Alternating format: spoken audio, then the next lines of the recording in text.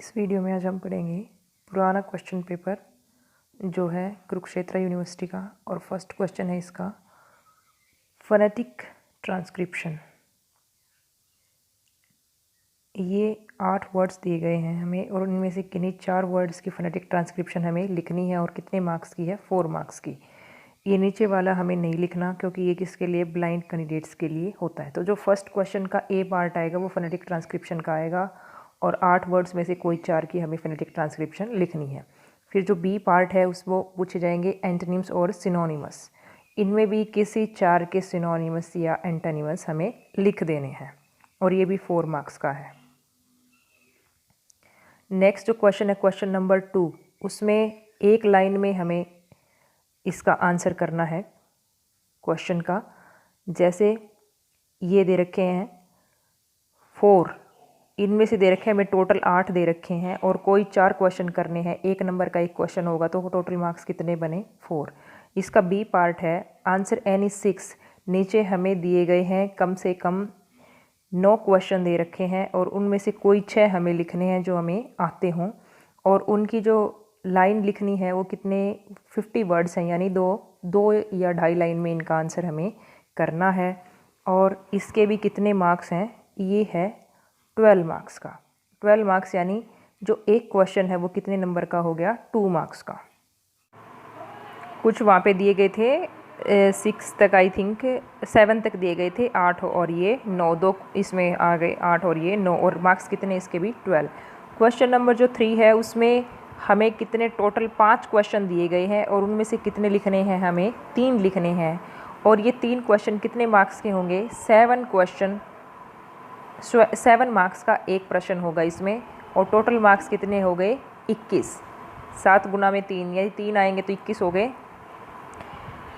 यानी थोड़े से बड़े आएंगे। इनकी लेंथ हमें ज़्यादा लिखनी पड़ेगी, कम से कम 1 पेज तो होना ही चाहिए। 1 पेज ना हो तो एक होता है लाइन का, कम से कम 15-20 लाइन के करीब तो होनी चाहिए। नेक्स्ट है 4 का, attempt any 20 of the following. 20 हमें लिखने हैं इनमें से, attempt any 20 of the following.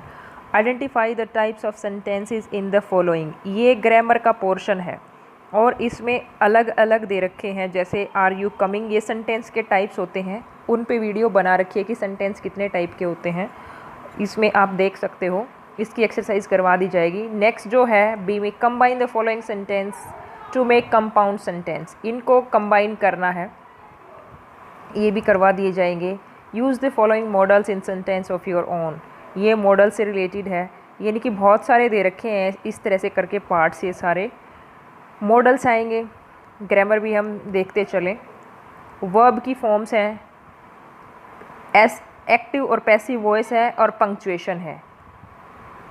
Tense से आएगी वर्ब की फॉर्म, कैसे फिल करते हैं, ये टेंस से आएगा। तो टेंस का पार्ट आप पिछले उसमें सेमेस्टर में भी पढ़ चुके हो। वॉइस पे वीडियो बना रखी है, वो देख लेना। पंक्चुएशन पे भी बना रखी है, मॉडल्स पे भी बना रखी है।